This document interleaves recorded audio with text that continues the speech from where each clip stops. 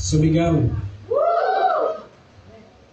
Sa ating pagpapatuloy, nawa ang Diyos po'y magdagdag ng pagpapala sa kasimplihan ng mensahe na atin pong mapapakinggan. Tingin po kayo sa akin.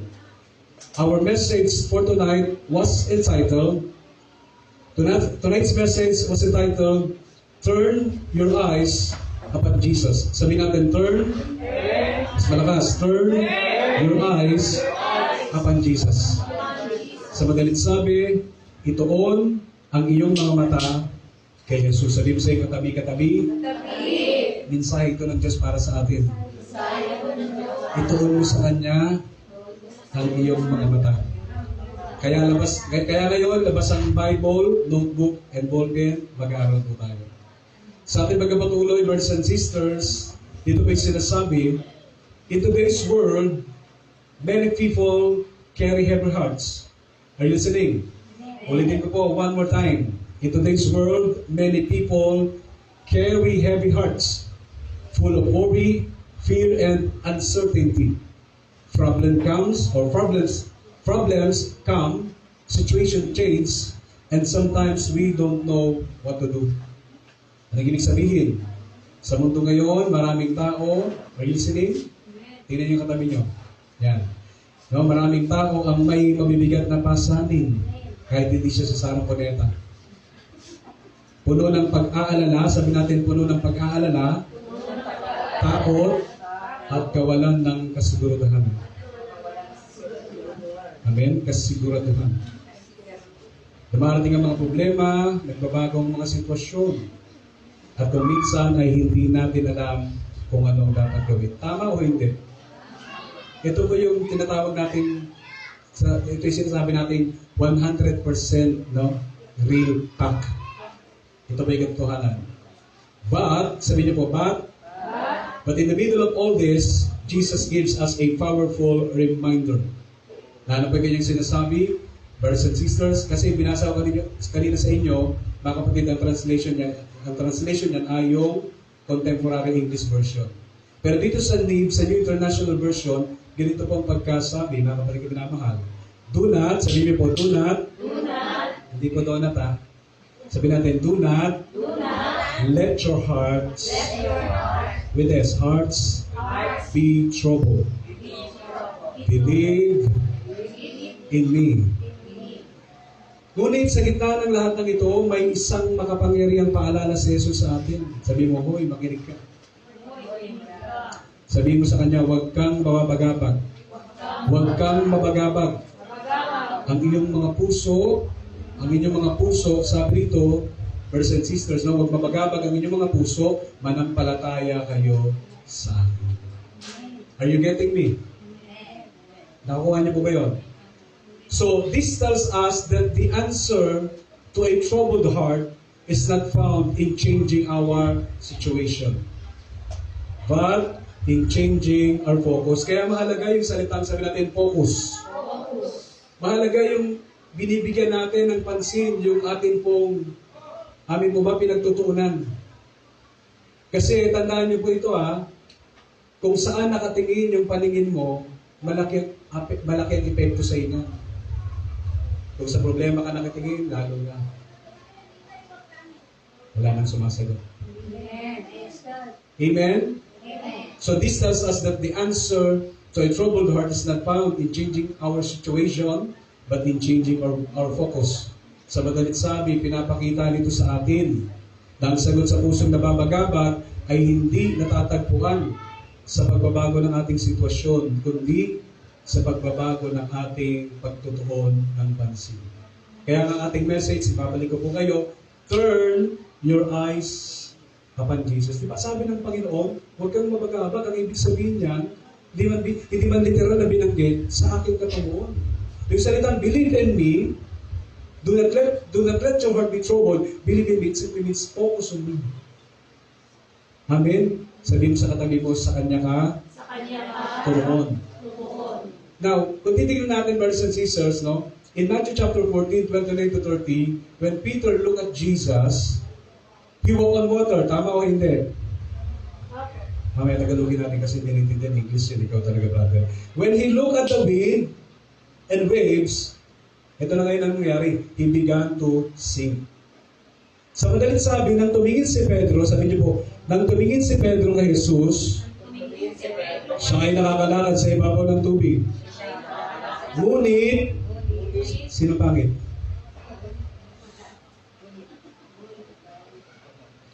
Punit? Ay.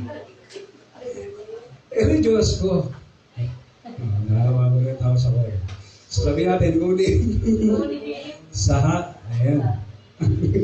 Ayan, ulitin natin. Sa take 2. Ngunit nang itoon niya, ang kanyang paningin sa hangin at mga alon, siya ay nagsimulang lumubog. Tama o hindi? Kaya kapag sa problema ka tumutuon, lulubog ka ng lulubog ka ng lulubog. Sabihin mo sa katabi mo, gusto mo bang lumubog o umako? Ha? Kala ko umahon. Ano yan na yun? Siyempre umahon. So, be careful what you focus. Amin ko ba? Be careful what you focus on. No? Sabihin to, be careful what you focus. What you focus on will lift, sabi nyo, no? Will either lift you up or pull you down. Are you listening? Amen? Be careful what you focus on. Because it's either will lift you up or pull you down. Sa madalit sabi, ganito natin siya ilagay.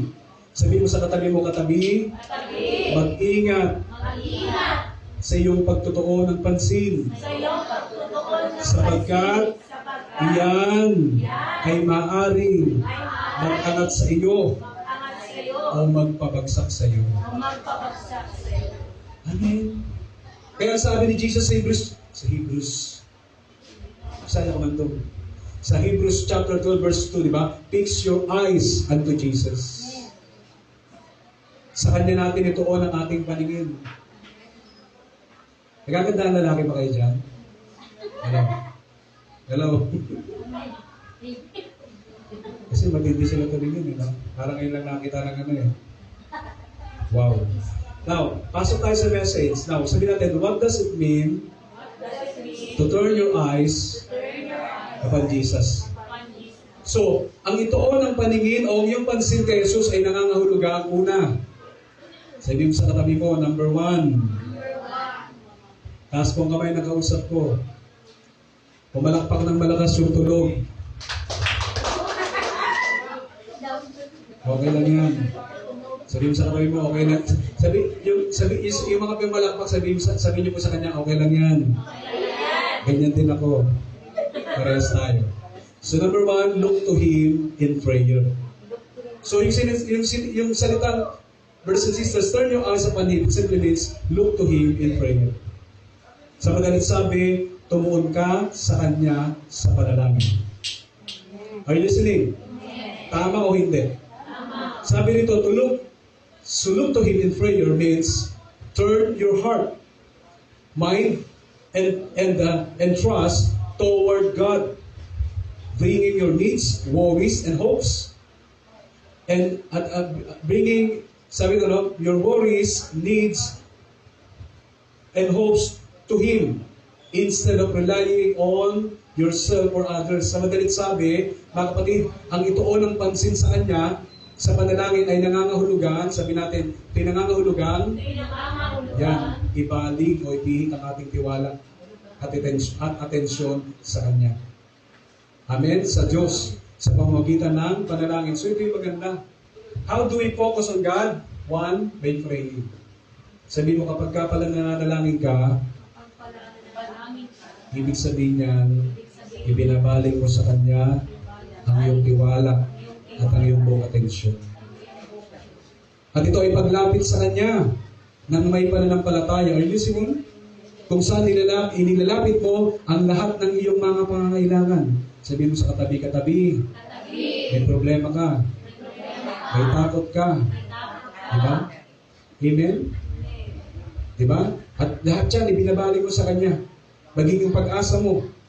Amen? At ikaw ay buong puso umaasa, brothers and sisters, na siya ay sasagot at gagabay sa iyo. Sapagkat pangako niya yan eh. Jeremiah 33 verse 3, call unto me and I will answer thee. Kung tatawag ka sa akin, diringin kita. Pag hindi kayo pumalakpak, papapalakpakin ko kayo. As we pray, God will guide us, will make a way for us, and answer us. Amen? Kaya nga dito may sinasabi, brothers and sisters, Psalm chapter 5 verse 3, God hears those who look to Him in the morning and wait expectantly. Kaya ngayon, mamaya kaunti, mananalangin tayo. Are you listening? At kung nanalangin ka na, may inusal ka, umasa ka. Na may gagawin ng Diyos. Naririnig ng Diyos ang mga lumalapit at tumitingin sa Kanya. Sa umaga, sa tanghali, sa gabi. At lalo tigit sa lahat, sa naghihintay sa Kanya ng may tiwala at may inaasahan. Kaya nga, sige po, palagpakan natin ang mga nasin. Kaya nga madalas sinasabi ng pulong lingkod, di ba? Angkinin mo na. Maniwala ka. Sabi mo, darating. Amen? So that is the first thing. Number 2, turn upon your eyes on Jesus. Turn your eyes upon Jesus. Mga kapatid ko naman, what does it mean? Number 2, look to His Word. Sabihin natin sa ating katabi, tumuon ka sa Kanyang salita. Nakikinig po ba kayo? Saan tayo tutuon? Sa Kanyang salita. And it says like this, to look to His Word is to seek God's will, wisdom, and instruction in Scripture, and to trust what He says more than your own understanding or feelings. Ang tumuon sa Kanyang salita ay ang paghahanap sa kalooban. Are you listening? Paghahanap sa Kanyang kalooban, paghahanap ng karunungan, at pagbubiling ng Diyos sa kasulatan. At ang pagtitiwala sa Kanyang sinasabi higit sa ating sariling pangunawa o damdamin. Nakikinig po ba kayo? Kaya nga di ba sinasabi sa Proverbs 3 verse 5 and 6, di ba? Do not lean on your own understanding. Nakikinig po ba kayo? Sa buhay natin, napakahalaga na tayo kapag dumadaan tayo sa mga kaguluhan, problema, pagkabalisa at pag-aalala, na tayo tumuon sa Kanyang salita. Sapagkat yan po yung susi sa Kristiyanong matagumpay na pamumuhay. If we want to become a victorious Christian, sabihin sa katabi mo, kung gusto mong maging mananagumpay na Kristiyano, pakinggan mo this. Joshua chapter 1 verse 8, it says, keep this book of the law always on your lips. Meditate on it day and night.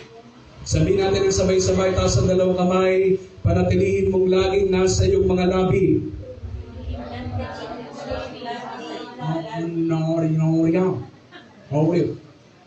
Sabay-sabay tayo. Panatilihin mong laging nasa iyong mga labi, ang aklat ng kasulatan. Bulay-bulayin mo ito araw at gabi. Kaya tayo po'y tinatawagan, brothers and sisters. Tayo po'y tinatawag, we are called to meditate on God's Word, to succeed in His will. Amen po ba? Tinatawagan tayo para magbulay-bulay ng salita ng Diyos kaysa inatupag mo dyan mga chismis dyan, mga balitang walang kwenta, fake news, bad news, impacto news. Amen? Dito tayo sa good news. Diba? Pag maghahanap ka ng problema, ang ganda-ganda ng buhay mo. Katulad sa inyo. Diba? Yung iba, hindi pa natutulog, iniisip na yung kakainin bukas. Pero kayo nung ginagawa nyo, diba? Alam mo may magagawa ang Diyos, nakaupo ka dyan sapagkat bago ka matapos ang prayer meeting, may isang sarang bigas na natin sa bahay. Amen? Kasi yun ang mahalaga para tayo may magtagumpay. Amen? Napakahalaga, brothers and sisters, yung pagsunod sa Kanyang kalooban. At para malaman natin ang kalooban ng Diyos, basahin ang Biblia. Sabihin mo sa katabi, gets mo? Gets mo? Feel mo? Feel mo? Sure mo? Sure mo? No na. Number 3, nakapaliglamahan. So ano natin mensahe? Turn your eyes. So ang tanong, what does it mean? Number 1, balikan natin. Look to Him. Number 2, Turn your eyes on Jesus. look to His Word. Yan. And Thirdly, mga kapatid minamahal, look to His promises. Sabay-sabay sabi natin, look to His promises. Hindi po singular.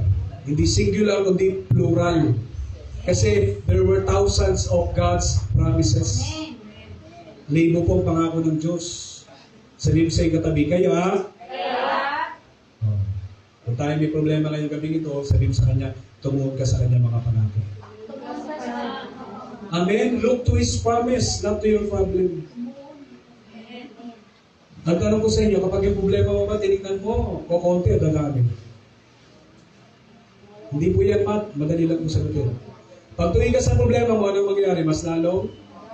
Madami ka konti. Pero pag tumingin ka kay Jesus, amen po ba? Amen po ba? Masusolusyonan yan. So, tingnan natin ito. Ang sabi dito mga kapatid, to look to His promise, it simply means to fix your trust, hope, and expectation on what God said. On what, sabi ito, no? God has said He will do. Believing that His promises are true, certain, and faithful, regardless of what you see or feel in the present. Anong ibig sabihin nito? Ilagay mong iyong tiwala, amen, ang iyong pag-asa at inaasahan sa sinabi ng Diyos. Are you saying? Yung mga alagad, magdamag silang, di ba? Magdamag silang ng huli. Anong sabi ng isa doon? It's been a hard day's night. Di ba? And I've been working for so long. Di ba? 24 oras sila nagtrabaho pero wala silang nahuli. Pero dahil may narinig sila kay Brother Ed, ngayong gabi ito, pero dahil higit sa lahat, may narinig sila kay Jesus, dahil sinabi mo, gagawin namin. At nung ginawa nila, brothers and sisters, hallelujah, halos hindi sila makabalik sa pangpang. Bakit? Sapagkat halos magkansisira yung kanila pong mga lambat dahil sa abundant. Are you listening? Dahil sa kanilang masaganang huli, gustong tatal, siksik, ling-ling, itong apaw, Kapag dyan, sumisigaw kayo eh. Amen? 2 Corinthians chapter 1 verse 20 says, for no matter how many promises God has made, they are yes in Christ. Are you listening? Pakisabi nyo nga po, sa Diyos, kahit gaano karaming pangako niya, wala tayong problema. Huwag lang po sa tao. Nakikinig ko ba kayo?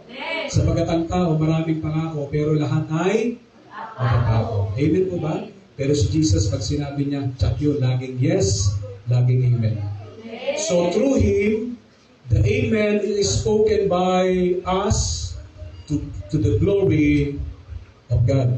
Para mas madaling intindihin, sabi rito, sapagkat gaano man karami, taso na yung dalawang kamay, sapagkat gaano man karami ang mga pangako ng Diyos, ang mga ito ay laging oo kay Kristo.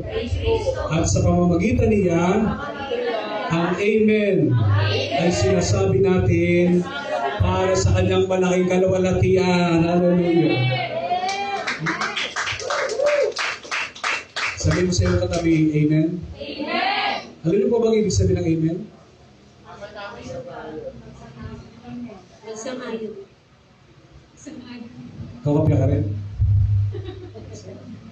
Sangayon. Tama naman yun. Now, ikay sa akin, ang sabi rito, no? When you say amen, you're saying, yan, I agree, Lord. That's right. Amin po ba? Let that be so, brothers and sisters, because it is true. Are you listening? Kapag sabi niyo po, kapag sinabi mong amen, pag sinasabi mong amen, ibig sabihin yan, sangayon po ako, Panginoon.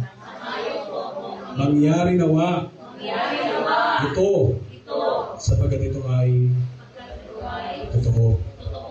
Amen? Hindi lang yan basta magsangayon, kundi, brothers and sisters, higit sa lahat, yan po ay ating pagtitiwala. Amen po ba?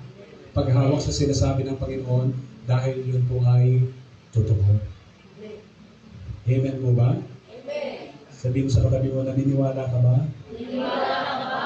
Ngayon din, Ngayon, answer prayer rin. answer ka na.